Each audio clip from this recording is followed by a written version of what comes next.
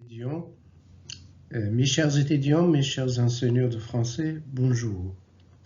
Aujourd'hui, Inch'Allah, c'est notre 7e rencontre dans notre série La grammaire pour bien écrire. Dans notre rencontre aujourd'hui, Inch'Allah, nous allons apprendre ensemble comment on peut reconnaître un déterminant. On commence tout d'abord à répondre à les questions. Qu'est-ce que c'est un déterminant? Un déterminant est un mot souvent très court qui introduit un nom dans la phrase. Alors, le déterminant est un mot souvent court et il est toujours placé devant un nom. Il, c'est-à-dire le déterminant, fait partie du groupe nominal minimal.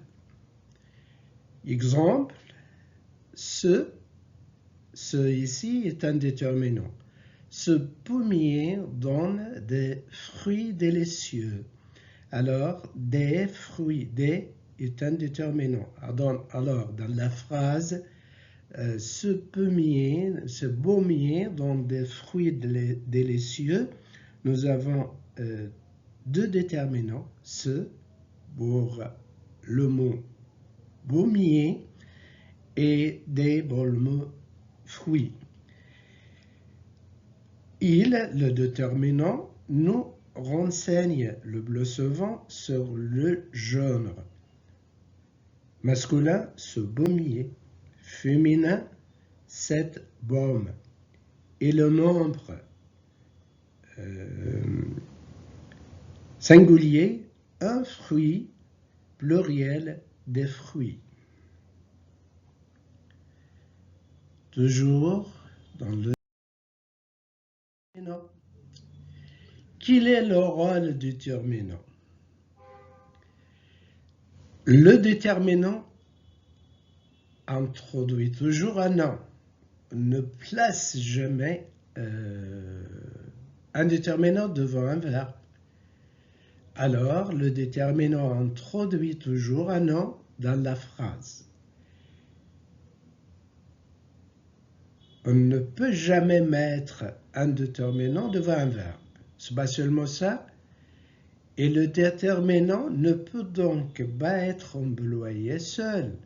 Il faut toujours un nom pour avoir un déterminant.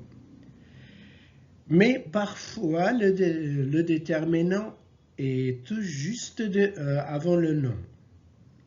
Et d'autres fois, il est séparé de nom par un adjectif. Exemple, mon meilleur ami possède 4 chiens et 3 chats. Si on regarde bien la phrase, il y a le déterminant mon.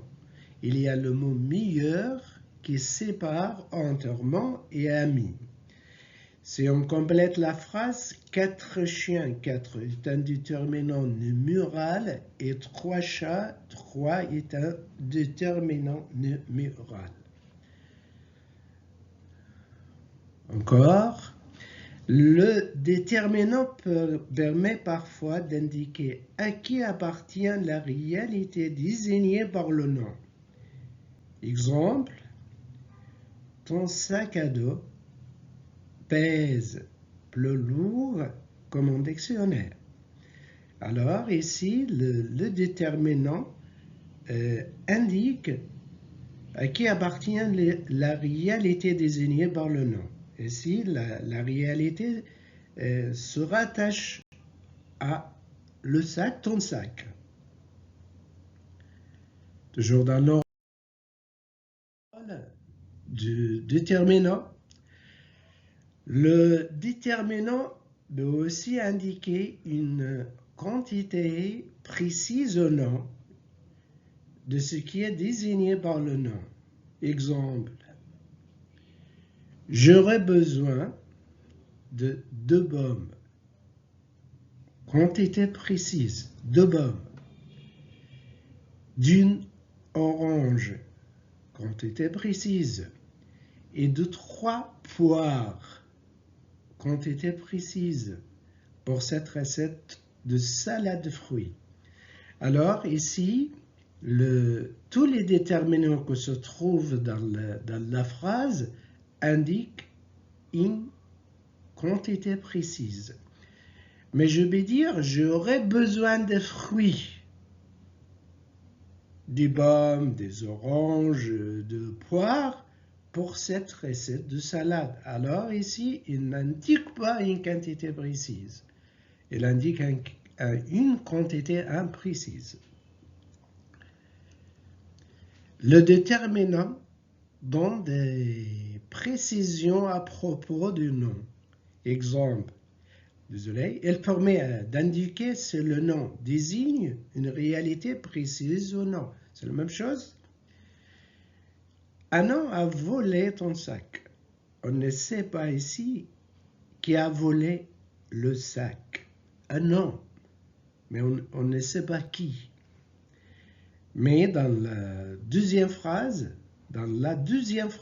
cet homme, alors, une réalité précise. Ici, dans la première phrase, un homme a volé ton sac, la réalité n'est pas précise. Mais pour la deuxième, cet homme, une réalité précise.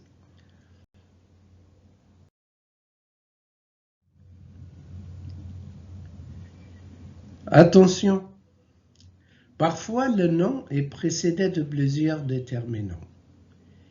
Exemple, tous ces fruits que vous voyez viennent des mets de pommiers. Alors, tous ces, il y a plusieurs déterminants, tous ces. Et si on complète la phrase, viennent de mets de pommiers. Alors, plusieurs déterminants dans la même phrase. Dans certains cas, le nom est employé sans déterminant. Parfois, on n'a pas besoin de mettre un déterminant devant un nom. Exemple, Monsieur Debain est journaliste. Ici, on n'a pas besoin de mettre un déterminant parce qu'il est bien connu, Monsieur Debain. Il y a deux sortes de déterminants. On distingue deux sortes de déterminants, le déterminant simple et le déterminant complexe. Le déterminant simple comme article défini, le, la, les, le singulier masculin, la, singulier féminin, les pluriels masculin et féminin. Article défini, un, une, des. Article partitif du, de la, de l'apostrophe et des.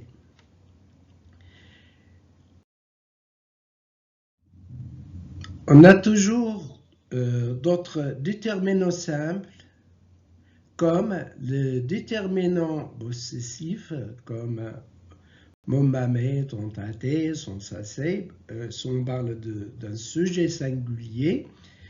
Et si on parle d'un sujet au pluriel, notre nom, votre, vos, leur et leur. Il y a aussi les déterminants démonstratifs, ce, cette, c'est. Pour les déterminants complexes, il y a aussi le déterminant complexe lorsque les formé de plus d'un mot. Alors, quand on a plus d'un mot, alors le déterminant est complexe. Exemple, les mots beaucoup de, combien de, par exemple le nombre, les chiffres 70 et tout là, etc.